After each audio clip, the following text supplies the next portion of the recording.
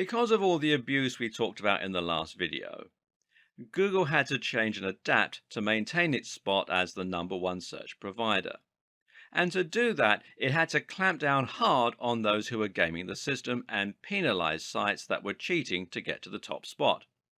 It did this by looking for obviously spammy strategies and de-indexing or downgrading the sites. So, sites with keywords in their URL no longer enjoyed the same advantage. Sites with huge numbers of inbound links from low quality websites were de-indexed. Sites caught buying links were de-indexed.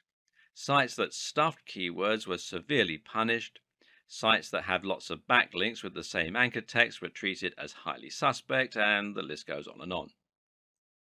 Meanwhile, Google started to show preference towards sites that were longer, that linked out to other quality resources, which previously would have hurt your SEO, and more. These changes came in the form of algorithm updates, which had recognizable animal names and which got a lot of press from the internet marketing community at the time.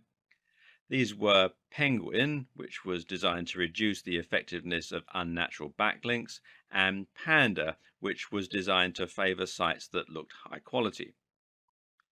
Google doesn't want a website owner to be able to artificially climb its SERPs. Rather, Google wants websites to climb the ranks only when they're genuinely valuable and popular with the audience. It wants to see natural, organic links that you haven't paid for, and it wants to see deep, relevant, and interesting content.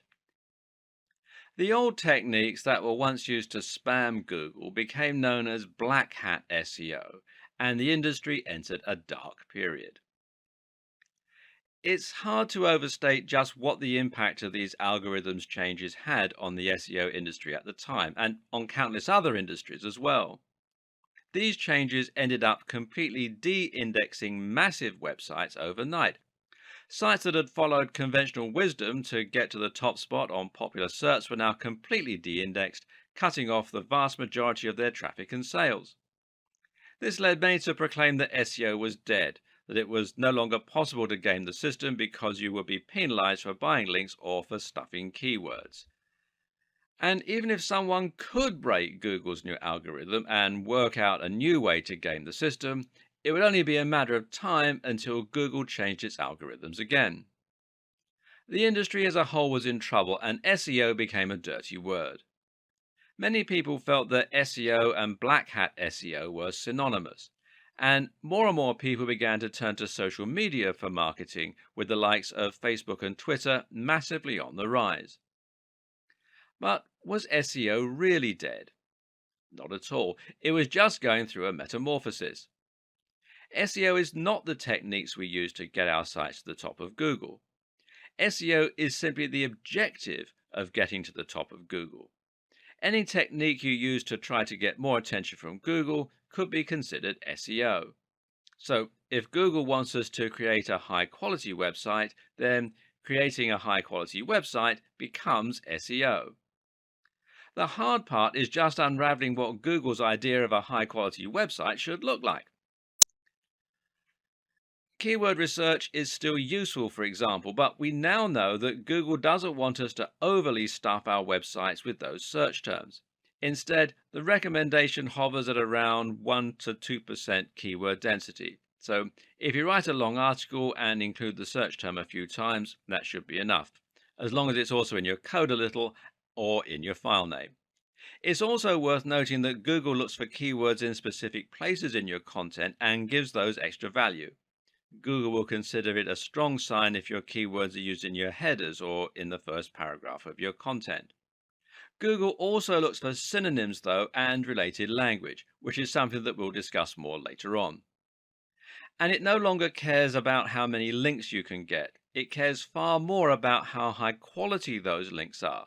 So, if your links are from lots of highly trusted websites, then you'll find it does great things for your ranking. Google is also now looking at things like bounce rates, how long someone spends on your website, and it's looking at how your site renders on mobile and how quickly it loads. You can now get penalized for typos and mistakes.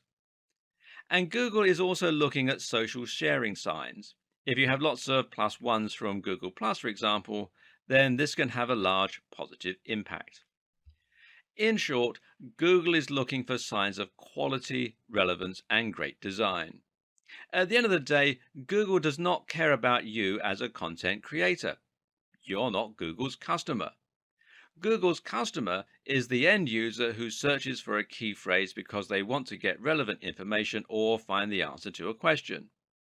So, if you forget the specifics and instead make your aim to deliver high quality content consistently targeted towards a specific subject matter, then your goals will be aligned with Google. That means Google will want to share your content with its users. And it means that each update and change Google makes should actually benefit you as a creator. This is what good SEO is about today. Forget trying to trick Google and instead think about your users and think about working with Google.